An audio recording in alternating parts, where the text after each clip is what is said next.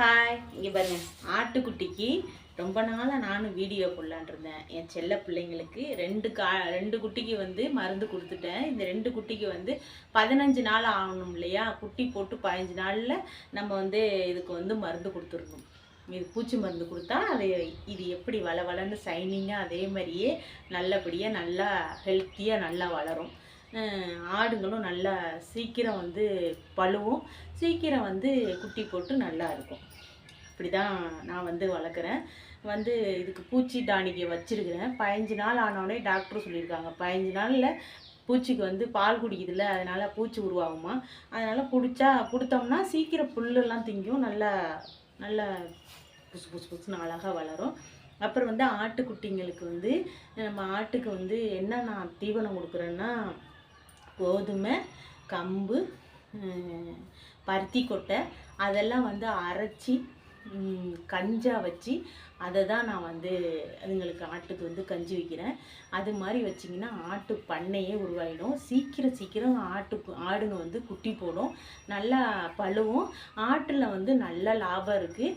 அதை வந்து பார்த்து பத்திரமா வளர்க்குறத பொறுத்து இருக்குது. இது மாதிரி சத்து டானிக்கையும் விற்கிது. அதை வந்து நம்ம வந்து கொஞ்சம் கொஞ்சம் ஊற்றி விட்டோன்னு வச்சிங்களேன், சீக்கிரம் உயரமாக நல்லா கொல்லுன்னு ஹெல்த்தியாக வளரும்.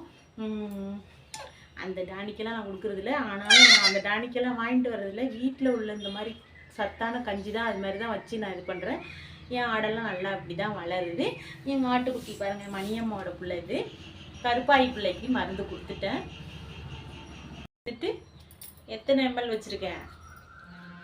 5 ml வச்சுருக்கேன். 2க்கும் பாதி கொஞ்சம் தான் கொடுக்கணுங்க. ஆட்டுக்குட்டிக்கு ரொம்பலாம் கொடுக்கக்கூடாது. பூச்சி மருந்துன்னு அதுக்குன்னு இருக்குன்னு ஊற்றிடக்கூடாது. நிறையெல்லாம் முடியாமல் போயிடும் ஆட்டுக்குட்டிக்கு.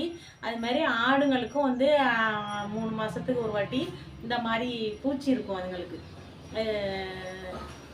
நைட்டு நேரத்தில் கொஞ்சம் ஊற்றி விட்டிங்கன்னு வச்சிங்களேன், ஆடு நல்லா பசியில் நல்லா மேயும், நல்லாவும் அழகாகவும் இருக்கும், நல்லா கொழுன்னு இருக்கும். இது மாதிரி நீங்களும் வந்து ஆட்டுக்கு மருந்து கொடுங்க, ஆட்டுக்குட்டிக்கு மருந்து கொடுங்க. கட்ரி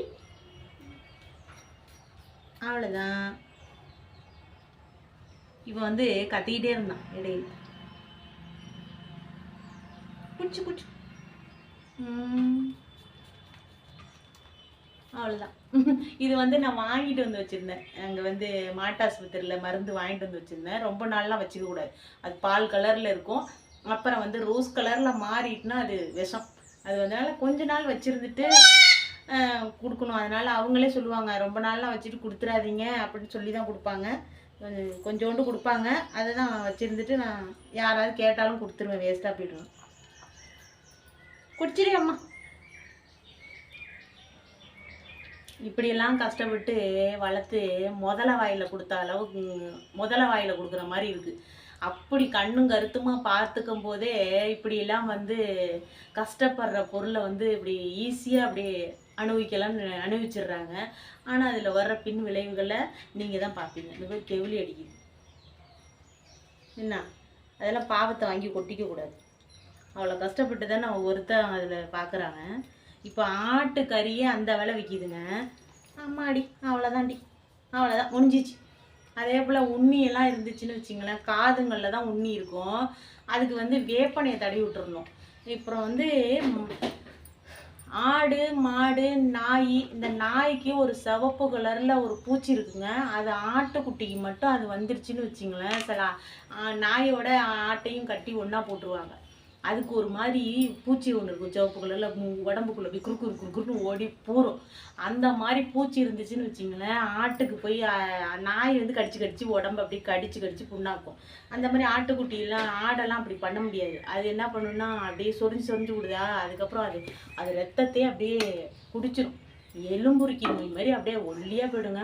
அந்த மாதிரி பூச்சி மட்டும் இருந்துச்சுன்னா தயவு செய்து எல்லாரும் போய் ஹாஸ்பிட்டலில் போய் ஆட்டுக்குட்டிக்கு ஊசியை போட்டுருங்க. ஆட்டுங்களுக்கெல்லாம் ஊசியை போடுங்க. 2 ஊசி போடுறாங்க.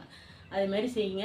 இல்லைன்னு வச்சுங்க, ஆடு நமக்கு இல்லை, வளர்த்து சும்மா வேஸ்ட்டு புண்ணியம் இல்லாமல் பண்ணக்கூடாது.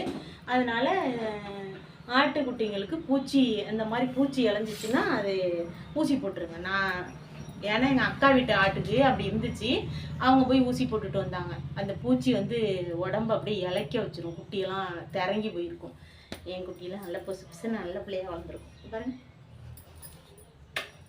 காட்டவே பயமாக இருக்குங்க. வீடியோ போட்டு தான் என் ஆட்டை வந்து வீடியோ போட்டு தான் பயந்து போயிட்டேன். அதனால தான் இப்போ எல்லாம் வேட்டைக்காரன் வச்சுருக்கேன், கேமரா வச்சுருக்கிறேன், வந்தான்னு வச்சுங்க அவ்வளோதான். அப்புறம் வந்துட்டு இன்னும் ஒரு மருந்து இருக்குது. அந்த நாய்க்கெல்லாம் உரிச்ச கோழி மாதிரி நாய் வந்து ரோட்லலாம் இலையுது. அதுக்கு வந்து மாத்திரையெல்லாம் கொடுக்குறாங்க. யார் வளர்த்தாலும் சரி, இல்லை ரோட்டில் போகிற நாய் வளர்த்தாலும் அதை வந்து கொஞ்சோண்டு சாதத்தில் அந்த மாத்திரையை போட்டு போட சொல்கிறாங்களாம்.